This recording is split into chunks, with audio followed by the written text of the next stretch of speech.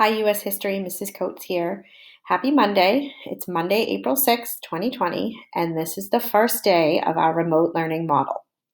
I'm sure that at this point you've seen Mr. Paquette's email about moving forward through the school closure. Up until this point, our work has been enrichment and pretty much optional. From here on now, it is going to be required work that you will receive credit or receive no credit depending on what you do. So what I'll do is every Monday, I will give you an overview of our week. Today's video will be on the longer side because I'm going to talk about some expectations as well. So first, let's talk about the week ahead. So we left off at the Civil War and a little bit of Reconstruction. So what we're going to do is we're going to pick up with the last part of the 19th century heading into the 20th century and the Industrial Revolution and politics in the Gilded Age. This is a really interesting era in United States history because it talks about the growth of our economy and sort of modern factory work life. And it's super interesting. You have really interesting characters that emerge like Rockefeller and Carnegie. And it's got a lot of interesting politics and great political cartoons, all of that good stuff that we see in history. So what I'm going to have you do is I'm going to walk through the course expectations, and I'll go on the slower side because it's our first week. And then as the weeks go by, I'll just kind of give an overview of each of the assignments. So for today, you have a few things that you'll have to get done before midnight tonight. So the first thing is this video. So you're just going to watch and take note of important items.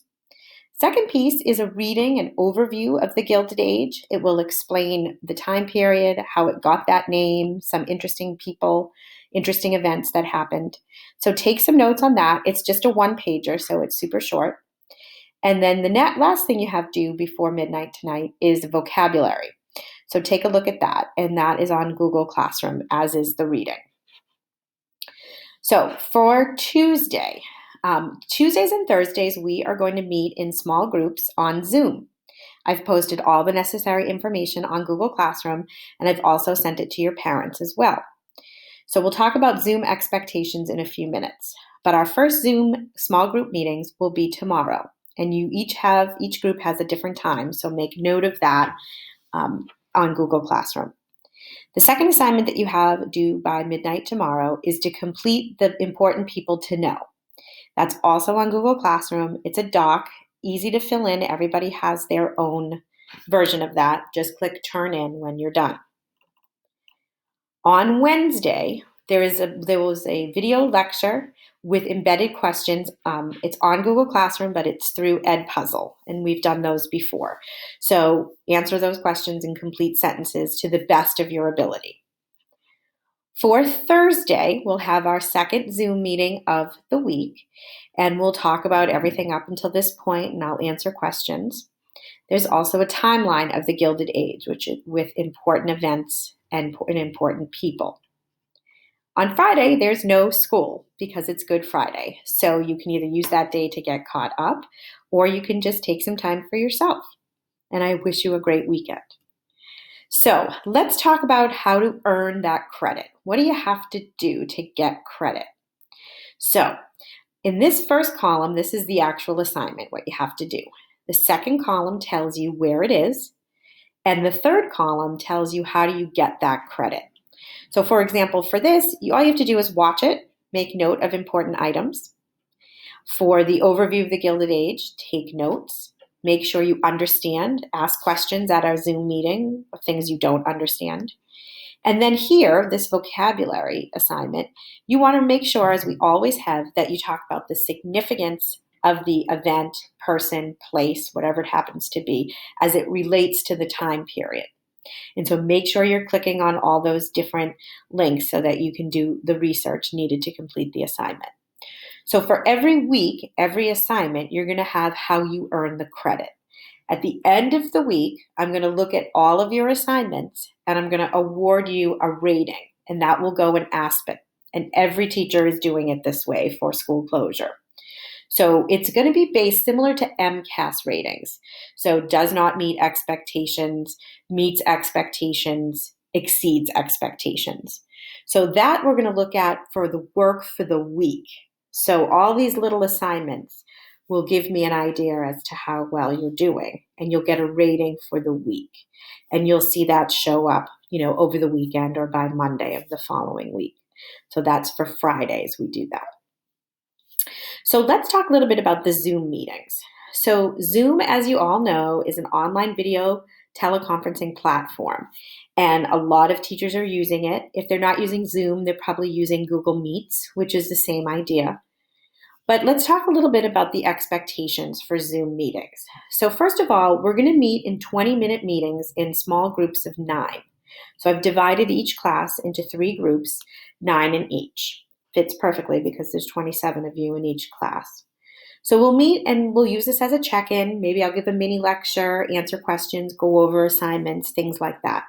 I cannot stress to you enough that this is school, so you should be dressed appropriately, sitting at a desk or a table.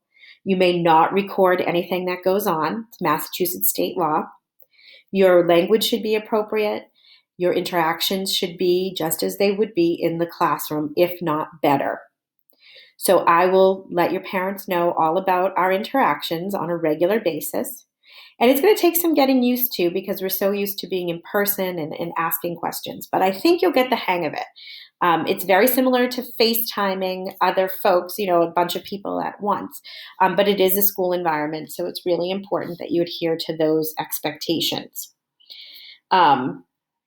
I cannot stress to you enough how much I want you to use this as a checklist for yourself.